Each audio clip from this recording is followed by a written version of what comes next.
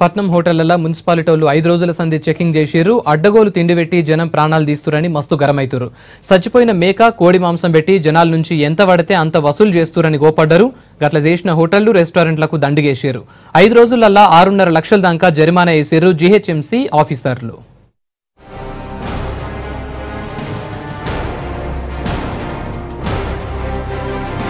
పట్నంలున్న హోటళ్లు రెస్టారెంట్లల్లా 5 రోజుల సంధి బల్దీ అధికారులు చెకింగ్ చేస్తుర్రు. చిన్న హోటళ్ల కాంచి పెద్ద హోటళ్ల దాకా అన్నింటినీ తనిఖీలు చేస్తుర్రు. హోటళ్లకు వచ్చేటోళ్లకు అన్నం కూర చక్కగా వెట్టుడే కాదు, హోటళ్ల సాప్ లేకున్నా మంచిగుండదని వార్నింగ్ ఇచ్చిర్రు. కొన్ని హోటళ్లను మూసేసిర్రు, ఇంకొన్నింటికి ఫైన్ వేసిర్రు. టోటల్ అన్హైజీనిక్ కిచెన్ ఉంది, అన్హైజీనిక్ ఫుడ్ ప్రాక్టీసెస్ ఉన్నాయి అండ్ అన్హైజీనిక్ ఫుడ్ హ్యాండ్లర్స్ కూడా ఉన్నారు. వాళ్ళు ఎవరైతే కుక్ చేస్తున్నారో వాళ్ళు కూడా ఖచ్చితమైన హెడ్ గేరు, వాళ్ళ నీట్నెస్ కూడా సరిగ్గా లేదు. అండ్ వాళ్ళు కుక్ చేసే ఏరియా, వాష్ చేసే ఏరియా అండ్ కట్ చేసుకుని అంటే వాళ్ళు ఏవైతే మటన్ కానీ చికెన్ కానీ కట్ చేసుకుంటున్నారో ఆ ఏరియా అంతా కూడా కామన్గా ఉంది. దాని గురించి అన్హైజీనిక్ కండిషన్స్ ఉన్న దాని గురించి మేము 50,000 ఫైన్ వేయడం జరిగింది. అండ్ మోర్ ఓవర్ వాళ్ళకి 2 days టైం ఇచ్చాము. ఇప్పటిదాకా 97 హోటళ్లు రెస్టారెంట్లలా తనిఖీలు చేసిర్రు అధికారులు.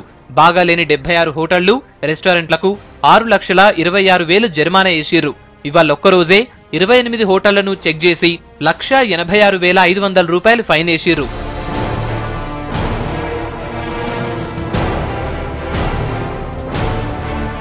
పట్నంలో 12,000 నుంచి 14,000 దాకా హోటళ్లు రెస్టారెంట్లు ఉన్నట్లు అధికారులు చెప్తున్నారు. చాలా హోటళ్లు ఎక్కడ పడితే అక్కడనే మాంసం తీసుకొచ్చి వండుతూరని గరమైర్రు. మున్సిపాలిటీలు పెట్టిన సెంటర్లనే మాంసాన్ని తెచ్చుకోవాలని ఎన్నిసార్లు చెప్పినా హోటలోలు ఇంటలేరని చెప్పారు. హోటళ్ల మీద చెకింగ్ చేసేటోళ్లు తక్కువై తక్లీఫ్ అవుతుందని మందిని పెంచాలని సర్కారుకు చెప్పినమంటూరు.